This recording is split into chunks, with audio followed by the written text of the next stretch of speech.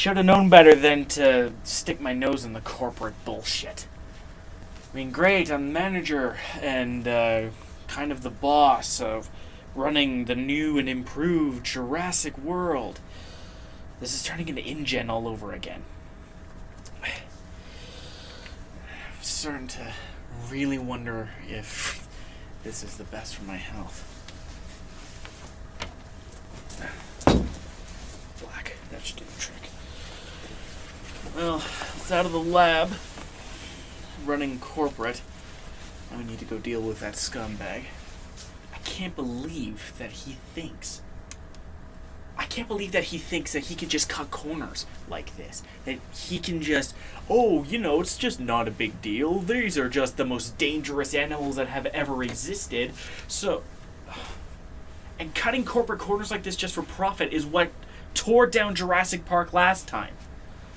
I think 25 years and they would learn from their mistakes, but I guess not. The hubris of man never ceases to amaze me. That's one thing that Ian Malcolm and I always understood. Man's hubris is going to end him. Well, my meeting's in about 10 minutes, so I better get going. You wanted to see me, Peter? Yeah, come on in. Look, what'd you want to talk about? I wanted to talk about your bullshit. Your corporate greed that's going to completely destroy this company. Hey, whoa, off your high horse there, nerd. Let me tell you something right here, right now. If it wasn't for my profit-seeking, Masrani Corporation would have been under 5 years ago. If they hadn't brought me on board, you wouldn't have a goddamn job at this point. So, if you're just going to be bitching at me about how my corporate tactics have saved your hide and your employment, frankly, I don't even want to talk to you. I want you out of my goddamn face and back in that lab with that crazy Indian chick that you work with. Fuck's wrong with you, dude? Wait, you're saying that I got a job because you were hired? You've got that backwards, jackass! I got hired 6 months before your ass even got an interview with Masrani. And he only brought you on because he was desperate. I can't lie. Whatever tactics that you are using have saved this company. But maybe if you learn to learn people's fucking names, we wouldn't have a problem with you. By the way, that crazy Indian chick, her name is Dr. Kajal Dua, PhD, and she has spent over a decade studying on something that your feeble mind can barely comprehend. Now, here's the thing. You're probably saying, I probably forgot the entertainment guy. No, I haven't. His name is Isaac Clement, and the security officer, George Lambert. And I bothered to learn those names because I know how important they are. You can't just forget the top of the science division just because you want me to bow before you and your almighty corporate tactics. What makes you think that we have any respect for you anymore? God. Listen, you lab rat, if maybe you spent a little more time outside of the lab fraternizing Dr. Kalal or whatever the hell her name is, and actually spent some time away from the test tubes, you would have seen the bigger picture. With my tactics, I saved this company. We have the deed to the islands now. We have the deeds from Monteseros to fucking Sorna because I was able to get the money that we need. And if you would bother to listen to me, I would be able to turn this park into more than a money sink. We would be able to turn it into an actual, functioning, profitable park that allows us to get money to fund your precious science experiments. So how about you listen to me for once and actually understand what kind of trouble I went through with this? What does it fucking matter?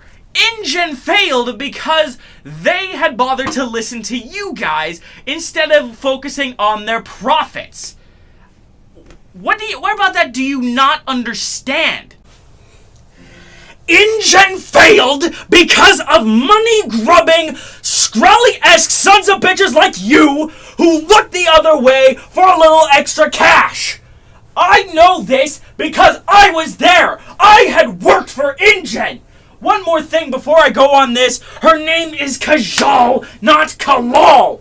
Get that through your fucking skull. One other and about InGen. If you're wondering how I know this, I worked for those guys. They didn't go down because of people like me. They went down because of people like you.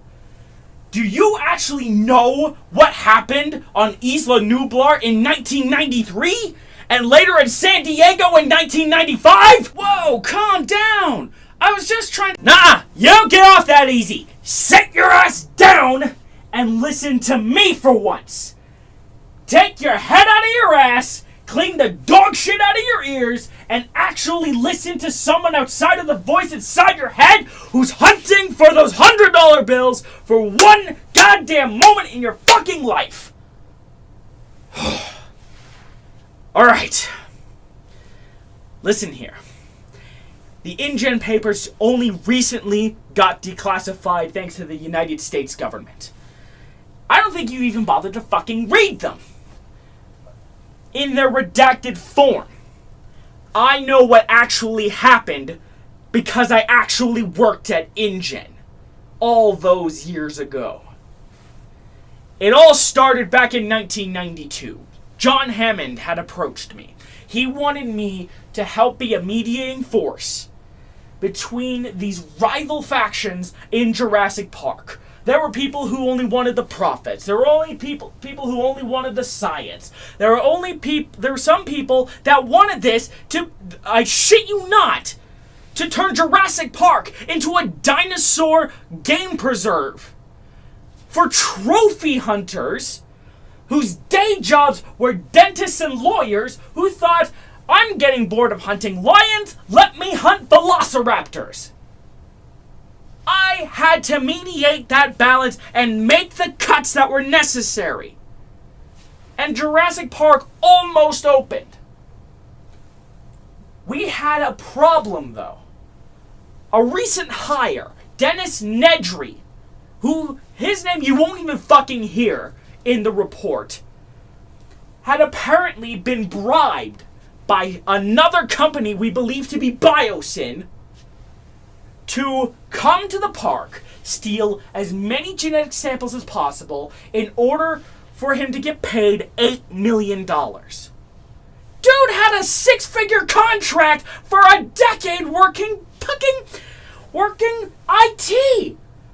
He was going to be working IT and tech support for what was supposed to be the greatest theme park in the history of the world.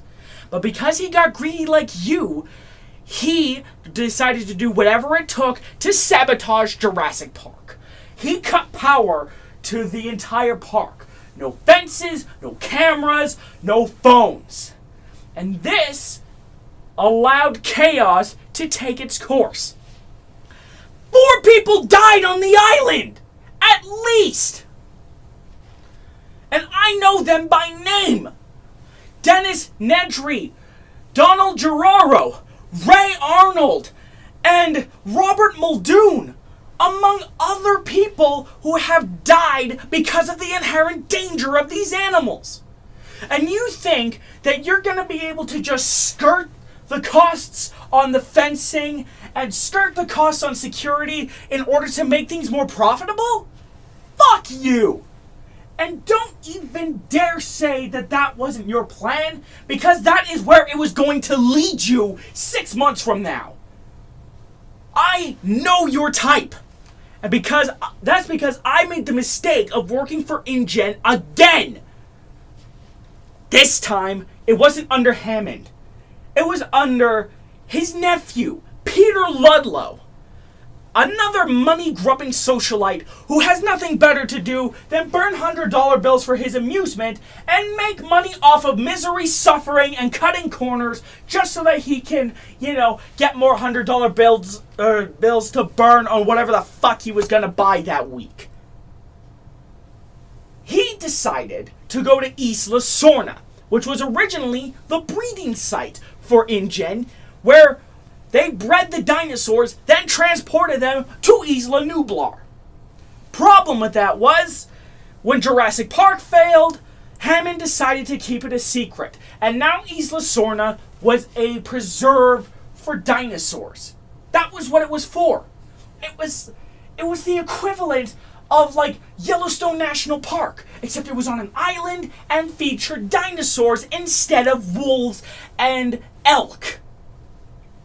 Ludlow decided to take those dinosaurs and bring them to the mainland, specifically San Diego.